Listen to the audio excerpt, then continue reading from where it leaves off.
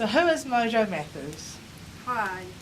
Well, I'm a Green Party list MP and I have a number of portfolios. So my top priority portfolios are disability and animal welfare.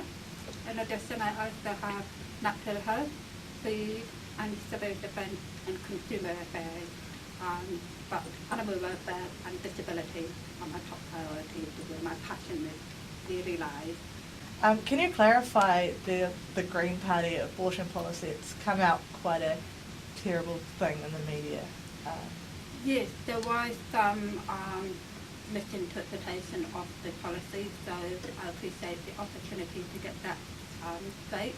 Our abortion policy is about women having access to safe abortions that are legal and not having to pretend that they're going to be mentally unwell or, if they don't have an abortion, that they can just access it simply and straightforward without having to go through multiple consultants and specialists. And so, but our policy is access to abortion up to 20 weeks. And that abortion after 20 weeks should only be on the ground of the maternal health or if the fetus is unlikely to survive. I got misrepresented because I assume abortion for disabilities. There's absolutely no way that we are going to allow selective abortion for disabilities after 20 weeks. Any change in legislation will be consistent with the commitment to the convention, which has already ruled out selective abortion on the grounds of disability.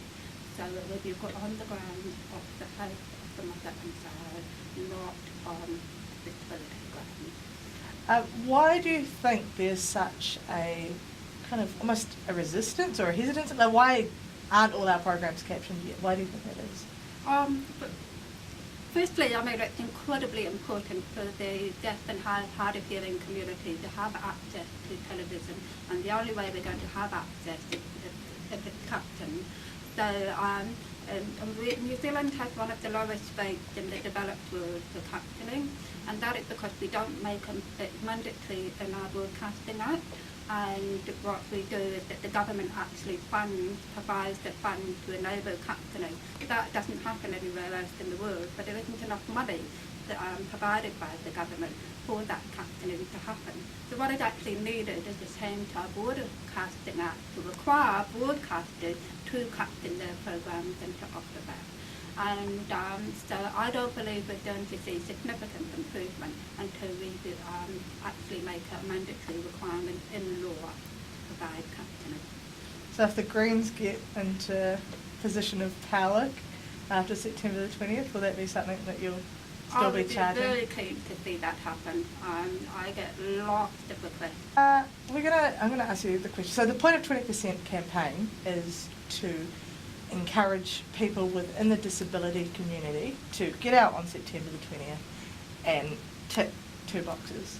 What do you think needs to be done to increase voter turnout specifically to the disability community? Well, I think it's part of becoming more aware of your democratic right, and that you actually have a right to vote, and that you have a right to have your say. And it's about also being aware of the importance that your vote will have for a whole heap of things that affects your life on a day-to-day basis. In Parliament there's laws and policies that are made that affect lots of people, including disabled people. And if you don't have a vote, then you've missed an opportunity to ensure that the party or the people that you want representing you and your interests are in Parliament. It's important that we have our say, and it's important to let politicians know what the issues are that matter for you. And it's particularly important for disabled people because we are so often left behind or not considered when politicians are making decisions that do affect disabled people on a very basic, fundamental level, whether that's access to building or access to education or access to employment. There are decisions made about all these things that affect us, and we should speak up and have our say and vote.